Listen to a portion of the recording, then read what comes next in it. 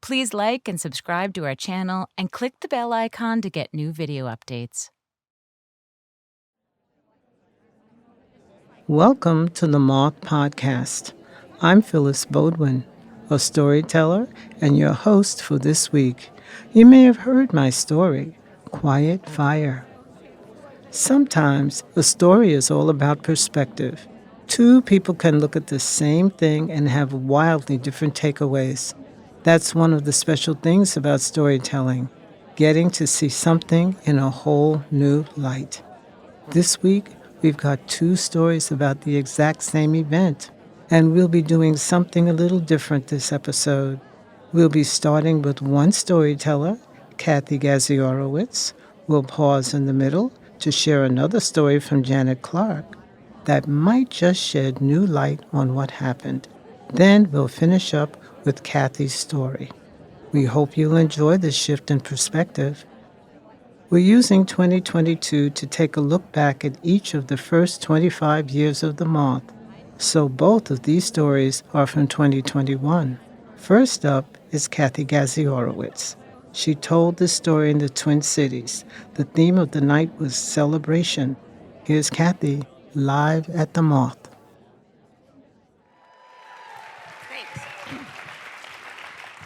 Thank you. This was spring of 1993. I got a call one day from a gentleman who identified himself as the marketing director for the St. Paul Saints, minor league baseball team. I'd heard a bit about them. I don't come from a sports family, but I knew that was like the one with the bat and the small ball and the guys with the mitts. I don't have any brothers. I know that sounds so sexist, but honestly, my dad was not a good sports role model. So anyway, but I knew a little bit about them, and he said, so you're going to get a call from a guy named Mike Veck. He and Bill Murray are co-owners of the St. Paul Saints, and just want to make sure you're a mime, right? And I said, that's right. And it didn't sound like an accusation, but I'm always a little bit sensitive to that. Anyway, shortly after that, I got a call from a guy named Mike Veck, and he said, hey, can I call you Gaz? And I said, absolutely. He said, so I got this idea.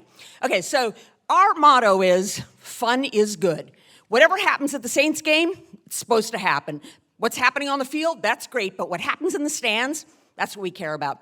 So, for example, he told me about they have this nun wandering around in the stands who gives haircuts. And then between innings, they have a mascot, Paulo the pig, and they have pig races. They have people in giant inflatable fat suits, and they do wrestling. They did a 6-minute play where they do 60-second scenes between innings, all sorts of stuff. So he said, I really don't care if more than one person sees you, but what I want is for all the home games, it's 40 home games, I want you to do mime in the stands. Got it? So I said, okay, and what would the pay for that be? Well, I'm thinking $50 a game. So now, I have to give you some perspective. As a mime, would not be my hourly fee, but at the time, 1993, the only thing beneath me was not getting paid. And this would have been by the end of the summer, $2,000, which is bank if you're a mime. So I said, yeah, I'm in. That sounds really fun. But then he said, but I got a second proposal for you. In addition to that, here's what I want to do. I want to kick the whole thing off, the whole summer of mime off, with you and a bunch of your mime friends entertaining during this game. So he said, but wait, here's what I'm thinking, is that we don't have a giant screen at the Saints game, right? So the mimes are going to do slow motion instant replay. Got it? Every time there's a play, instant. I said, yeah. He said, think it's a good idea? And I said, sure. I said, the only problem is that I'm doing a musical up in northern Minnesota, a little summer stock theater, so I'm going to miss that night, but I'll be back in time for all the home games, the other home games. And he said, that's all right, just take care of it. Now, before hearing the rest of Cathy's story, let's hear how that day actually went down. Clarke told this story in the Twin Cities too, but the theme of that night was adventure. Here's Janet live at the Moth.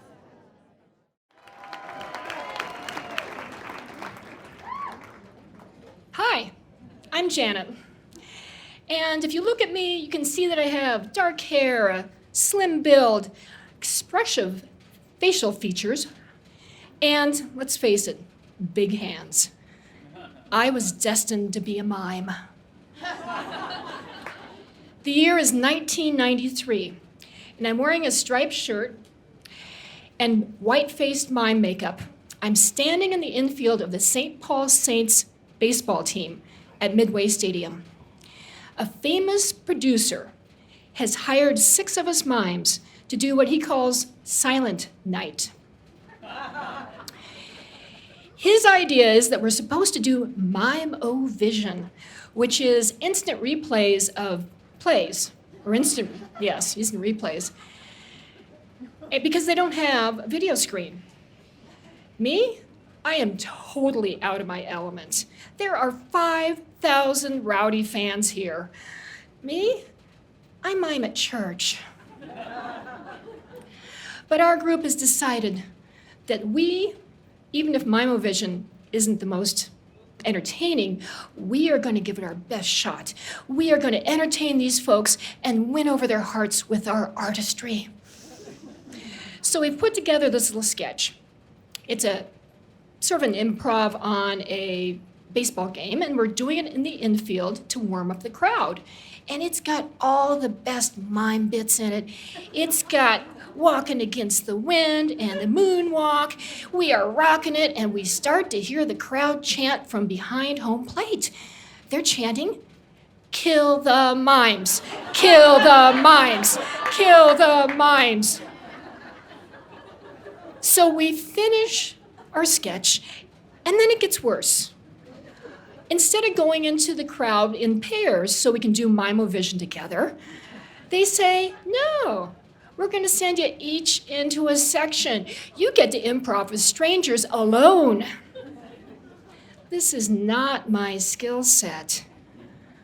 So I go over there and I just resolve, you know what? I'm just going to keep a low profile, avoid the drunks, and just avoid more humiliation. So I sit and watch the game. And I feel guilty, so I get up and I brush off the seat next to me and offer it to somebody, and I get a smile. I'm like, okay, maybe I can do some of this. So I move through the audience. I sit there, I watch, and then I interact with people, and I start getting smiles. I'm like, okay, keep a low profile, avoid the drunks, and don't get humiliated. And it's all going pretty good until the end of the game. It's the last inning, and bang, a fly ball comes arcing over to our section, and this little kid, about 8 or 9, puts out his glove to catch it. And just as he's about to get the ball, whoosh, this big galoot has run down the aisle and snags it out right from in front of him. The crowd is incensed. I hear people muttering, "That jerk. Kid should have had the ball." And he walks back up the aisle and sits down with the ball. And nobody is doing anything.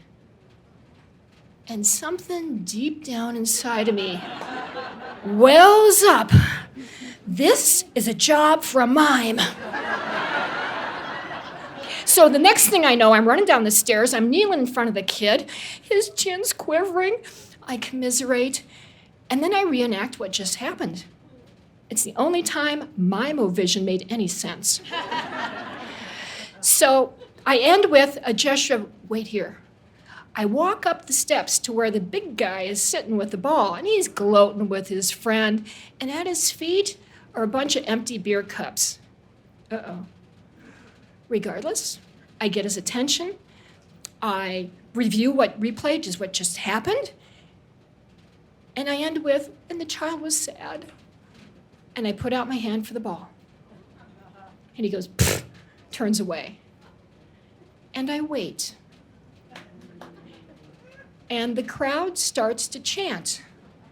Only this time they're not chanting, "Kill the mime." This time they're chanting, "Give the mime the ball. Give the mime the ball. Give the mime the ball." And boom, he gives it to me. And I run down the aisle and I give it to the kid. He's all smiles. The crowd around us starts to clap. I take a little bow. I go back to my seat and I'm going, what just happened? And all I can think is, in that moment, artistry overcame humiliation. And I didn't get killed.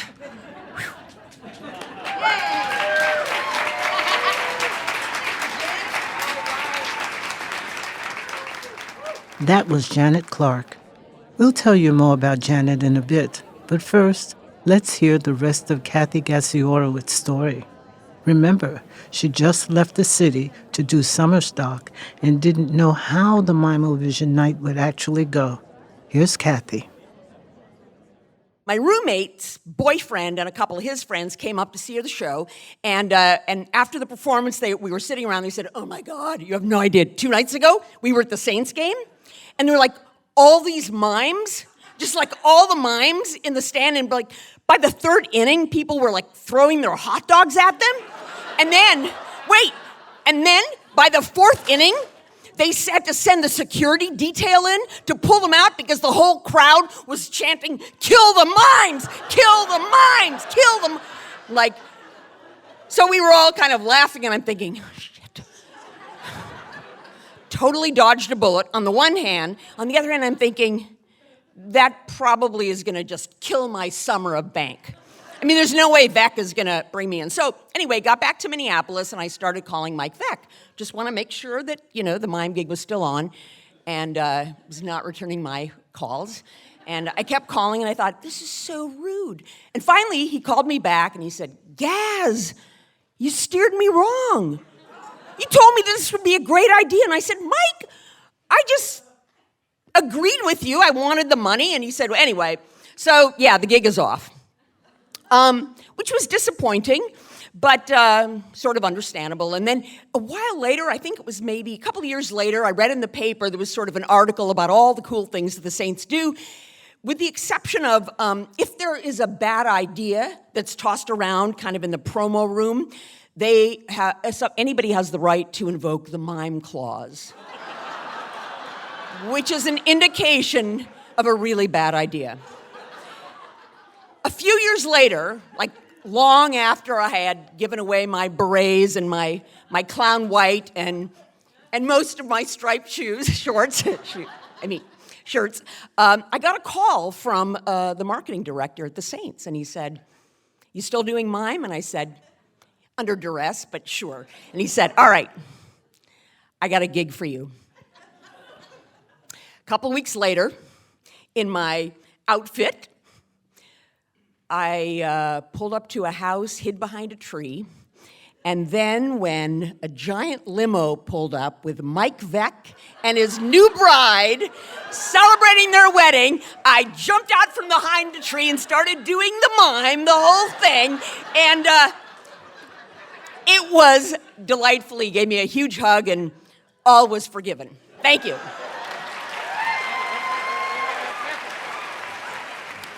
That was Cathy Gasiorowicz. Cathy is a Minneapolis-based marketing writer, recovering mime, and storyteller who's performed at the Minnesota Fringe Festival, the Moth, Patrick's Cabaret, TEDx, and Story Club. She first went public with her mime misadventures in Confessions of a Mime, the Yoplait years. And Janet Clarke, who you heard just before Cathy, is a creative communicator who discovered her voice through mime. She currently coordinates customized community education classes in the Minneapolis suburbs and aspires to make space for people to be inspired. To see photos of Janet and Cathy in their mime getup, head to themoth.org/extras. And surprisingly, these aren't the only stories from the Moth that involve the phrase, "kill the mime." I told a story a while back about a mime that actually deserved all the hate. But when he got 2 feet away, I lifted my can of pepper spray and I sprayed him in his face.